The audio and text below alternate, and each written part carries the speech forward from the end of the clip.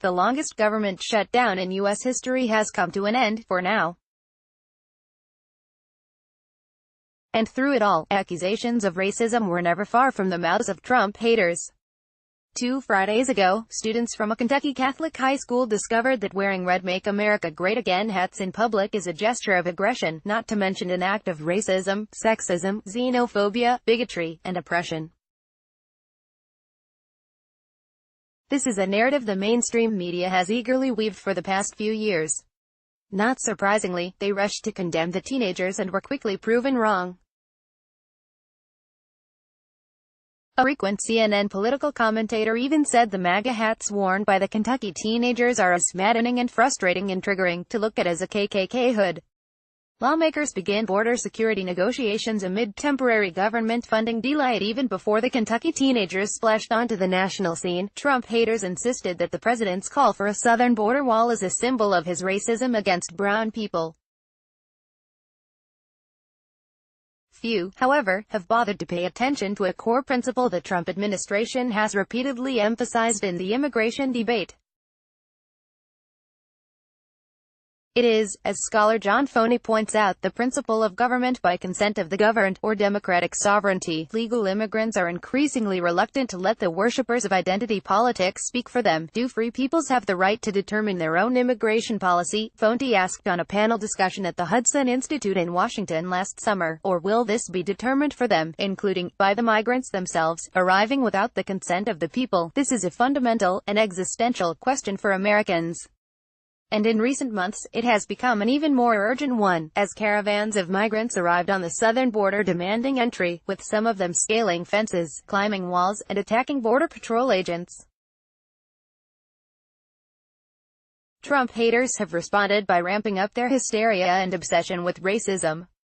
Increasingly, however, legal immigrants are reluctant to let the worshippers of identity politics speak for them.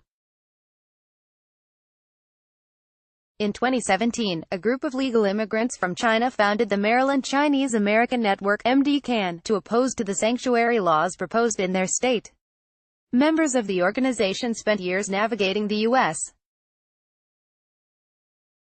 immigration system, going through cumbersome screening processes, making financial and personal sacrifices, and waiting in line to become citizens of this country. They did not simply walk across the border or overstay their visas. Zhenya Li, a founding member of MDCAN, is a Trump supporter who is quick to point out the difference between legal and illegal immigrants. Li and her fellow activists have repeatedly emphasized their respect for this country's rule of law and the unfairness of selective immigration enforcement.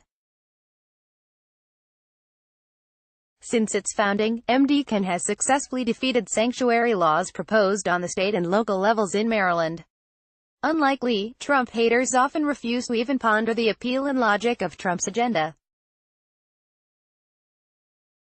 Instead, they have shamelessly and regularly showered verbal abuse and physical threats against Trump supporters, as we saw most recently with the Catholic high school students from Kentucky.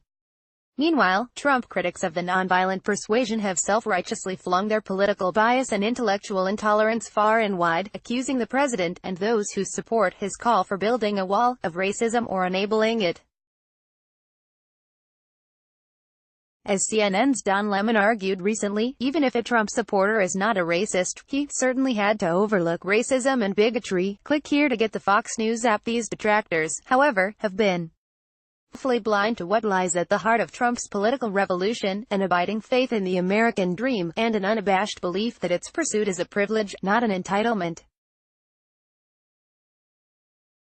Further, they are even blinder to what the legal immigrants who make up MDCAN know so well: the privilege of pursuing the American dream must be granted by the consent of the governed in this country, not by the aspiring immigrants themselves. There's nothing racist about that. Click here to read more from Ying Ma.